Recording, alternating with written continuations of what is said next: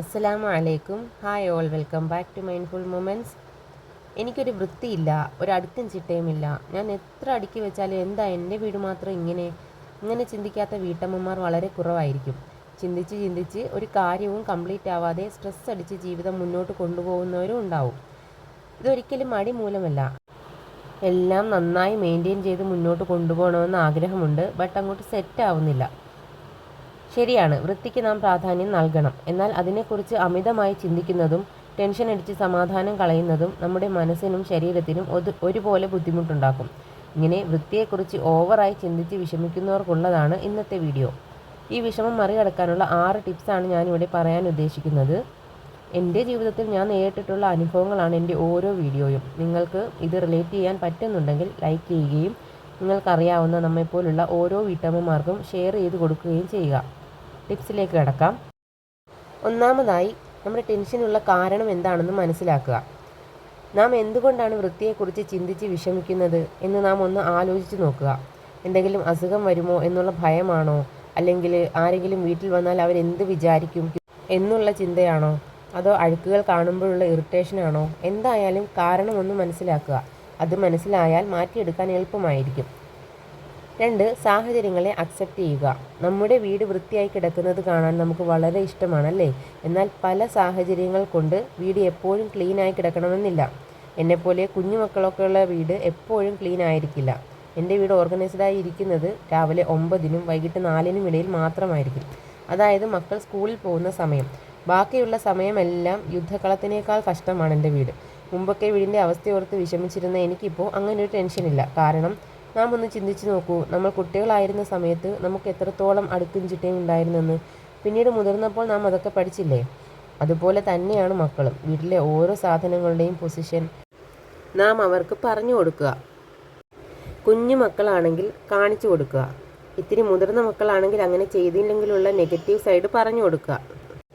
നിർബന്ധിച്ചിട്ടോ അടിച്ചിട്ടോ ചെയ്യിക്കാതിരിക്കുക.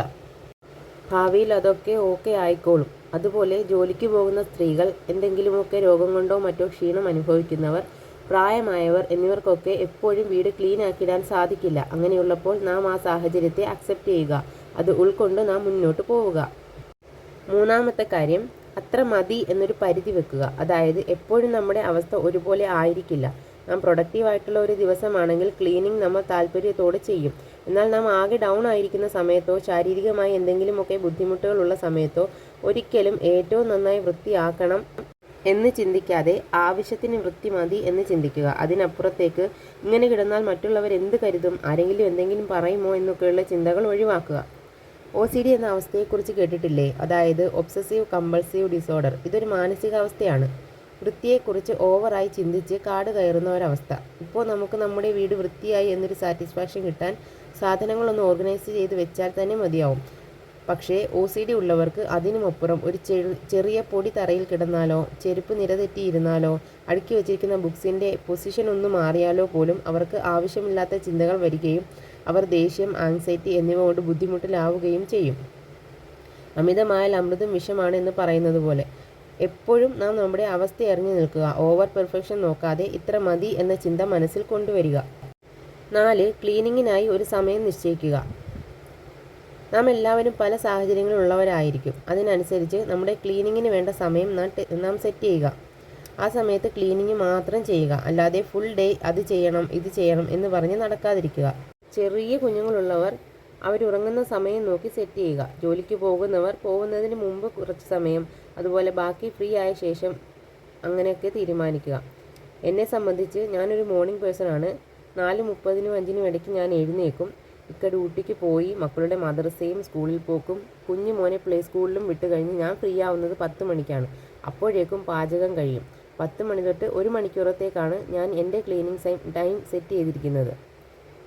ചിലപ്പോൾ കറക്റ്റ് 1 മണിക്കൂർ എന്നുള്ളത് 15 മിനിറ്റ് അങ്ങോട്ടോ ഇങ്ങോട്ടോ ഒക്കെ മാറാം. എന്നെക്കൊണ്ട് പറ്റുന്നത് പോലെ ആ സമയത്ത് ഞാൻ ക്ലീനിങ് മാത്രം ചെയ്യും. ശേഷം ഇത്ര മതി എന്നുള്ള രീതിയിൽ അവിടെ നിർത്തും. അടുത്ത ടിപ്പ്, ഇത് നിങ്ങൾക്ക് എത്രത്തോളം ഉൾക്കൊള്ളാൻ സാധിക്കുമെന്ന് എനിക്കറിയില്ല, എന്നാലും ഞാൻ പറയാം. റിലാക്സ് ചെയ്യുക. വീട് മെസ്സിയായി കിടക്കുമ്പോൾ നമുക്കൊരു ഉത്കണ്ഠ വരുമല്ലോ. എവിടുന്ന് തുടങ്ങണം, എങ്ങനെ തുടങ്ങണം എന്നറിയാതിരിക്കുന്ന സമയം. അപ്പോൾ നാം മനസ്സിനെ റിലാക്സ് ചെയ്യിക്കുക. ഒന്ന് ആഴത്തിൽ ശ്വസിക്കുക, റിലാക്സ് ആയി ഇരുന്ന് പുസ്തകം വായിക്കുക, ഒരു മോട്ടിവേഷൻ വീഡിയോ കേൾക്കുക. എന്തായാലും മനസ്സിന് ശാന്തത കിട്ടുന്ന രീതിയിൽ എന്തെങ്കിലും ചെയ്യുക.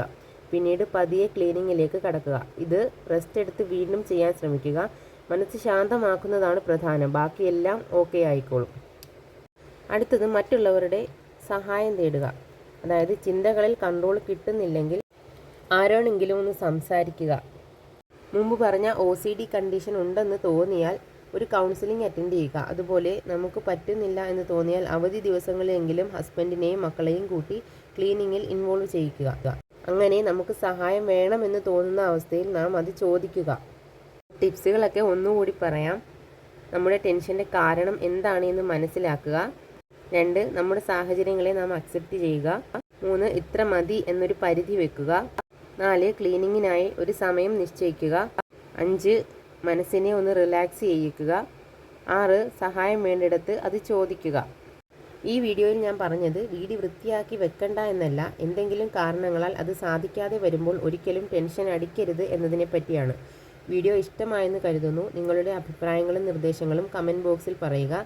ഇഷ്ടമാണെങ്കിൽ അങ്ങനെ പറയുക, ഇഷ്ടമായില്ലെങ്കിൽ തിരുത്തേണ്ട ഭാഗങ്ങൾ പറഞ്ഞു തരിക. ഓക്കെ, പുതിയൊരു വീഡിയോയുമായി വീണ്ടും കാണാം. അസ്സലാമു അലൈക്കും വറഹ്മത്തുള്ളാഹി.